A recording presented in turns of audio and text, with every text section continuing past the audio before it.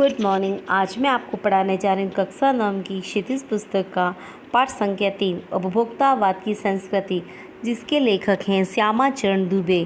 हमने श्यामाचरण दुबे का जीवन परिचय और कृतियाँ पढ़ ली हैं और पाठ परिचय भी पढ़ लिया है। अब हम पाठ को शुरू कर रहे हैं। धीरे धीरे सब कुछ बदल रहा है। एक नई जीवन शैली अपना वर्चस्व स्थापित कर रही है। जीवन शैली यानी जीवन जीने का तरीका, वर्चस्व यानी प्रधानता स्थापित कर रही है। उसके साथ आ रहा है एक नया जीवन दर्शन, यानी उपभोक्तावाद के साथ साथ हमें नया जीवन देखने को मिल रहा है। कौन सा? उपभोक्तावाद का दर्शन। जो संपन्न लोग हैं, आम लोग, उनकी होड़ा होड़ी कर रहे हैं। सामान्य लोग उन धनवान लोगों की होड़ा होड़ में सब कुछ खर्च कर रहे हैं। उसके कारण जो आम लोग हैं उनके जीवन में अशांति उत्पन्न हो गई है। उत्पादन बढ़ाने पर जोर है चारों ओर। यह उत्पादन आपके लिए हैं, आपके भोग के लिए हैं, आपके सुख के लिए हैं।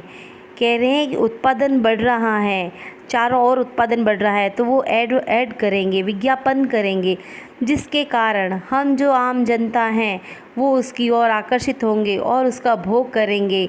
हमने उस भोग को अपने जीवन का लक्ष्य ही बना दिया है।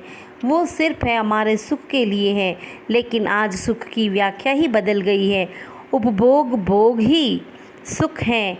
एक सूक्ष्म बदलाव आया है नई स्थिति में। उत्पाद तो आपके लिए है, पर आप यह भूल जाते हैं कि जाने अनजाने आज के माहौल में आपका चरित्र भी बदल रहा है और आप उत्पाद को समर्पित होते जा रहे हैं। इसके ऊपर देखिए, आप सबसे पहले आप ये देखिए साबुन और शीतल जल। तो आप इस बोतल से ही, आप पानी की बोतल से ही आपको समझ में आ रहा है कि हम इसका उपभोग ज़रूरत पड़ने पर करना था, लेकिन अब हम इसके ऐसे आदी हो गए हैं कि कहीं पे भी बाहर जाना है तो हम अपनी बोतल साथ में नहीं रखते हैं। अरे 10 रुपये लगेंगे, मिल जाएगी, तो हम इनके आदी बन गए हैं। विलासिता की सामग्रियों से बाजार भरा पड़ा है, जो आपको लुभाने की जी तोड़ कोशिश में निरंतर लगी रहती हैं। बाजार ऐसा सजाया हुआ रहता है कि वह हमें अपनी ओर आकर्षित कर रहा है और हमारा मन लुभाता है। हम उसकी ओर आकर्षित होते हैं और अपने जीवन में उन चीज़ों को लेकर आ रहे हैं। दैनिक जीवन में काम आने वाली वस्तुओं को ही लीजिए। टूथपेस्ट चाहिए, यह दांतों को मोती जैसा चमकीला बनाता है, यह मुंह की दुर्गंध हटाता है, यह मसूड़ों को मजबूत करता है और यह पूर्ण सुरक्षा देता है। वह सब करके जो 3-4 पेस्ट अलग अलग करते हैं।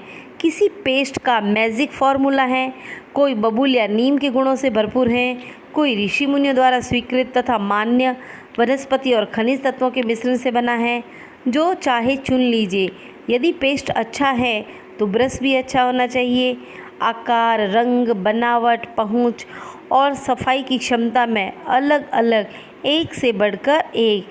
यानी हम बाज़ार में जाते हैं तो हमें 10 तरह के टूथपेस्ट बताते हैं, तो हम 2-3 तो लेके ही आ जाते हैं, लेकिन हमें ज़रूरत कितने की पेस्ट की है? एक की।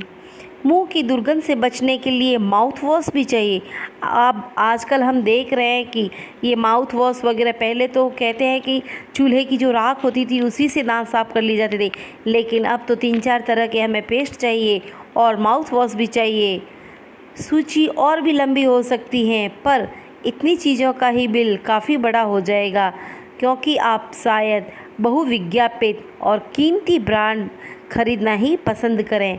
बहुविज्ञापित यानी सूचित, जो आपको लग रहा है कि जो बहुत अच्छे विज्ञापन हो रहे हैं, बहुत ज़्यादा उसका उपयोग हो रहा है, हम वही चीज़ें खरीदते हैं। सौंदर्य प्रसाधनों की भीड़ तो चमत्कृत कर देने वाली है। उसमें नए नए उत्पादन जुड़ते जाते हैं। साबुन ही देखिए, एक में हल्की खुशबू, दूसरे में तेज़। एक दिन भर आपके शरीर को तरोताज़ा रखता है, दूसरा पसीना रोकता है, तीसरा जम से आपकी रक्षा करता है।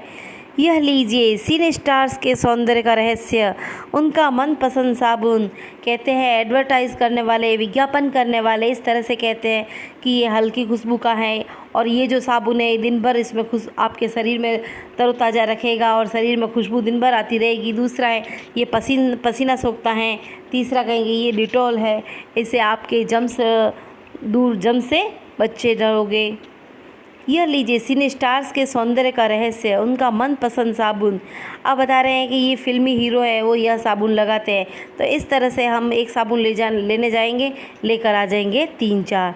सच्चाई का अर्थ समझना चाहते हैं, यह लीजिए शरीर को पवित्र रखना चाहते हैं, यह लीजिए शुद्ध गंगाजल में बनी साबुन। चमड़ी को नर्म रखने के लिए यह लीजिए महंगी है पर आपके सौंदर्य में निखार ला देगी। इस प्रकार के विज्ञापन देख देख के हम महिलाएं भ्रमित होती रहती हैं और हमारी ड्रेसिंग टेबल पर संभ्रांत महिलाओं को ड्रेसिंग टेबल पर 30-30 हज़ार की सौंदर्य सामग्री होना तो मामूली बात है। पेरिस से परफ्यूम मंगाइए, इतना ही और खर्च हो जाएगा। ये प्रतिष्ठा चिन्ह है। हाँ, तो ये भी एक प्रतिष्ठा का चिन्ह बन जाता है। कोई परफ्यूम लगा के आता है तो दूसरा पूछे कहाँ से मंगाया, पेरिस से मंगाया, तो चलो मैं भी ये मंगा लेती हूँ। समाज में आपकी हैसियत जताते हैं। पुरुष भी इस दौड़ में पीछे नहीं हैं। पहले उनका काम साबुन और तेल से चल जाता था, आफ्टर सेव और कोलोन तो बाद में आए हैं। अब तो इस सूची में 1 दर्जन 2 दर्जन चीज़ें और जुड़ गई हैं। धन्यवाद। आगे मैं कल पढ़ाऊँगी।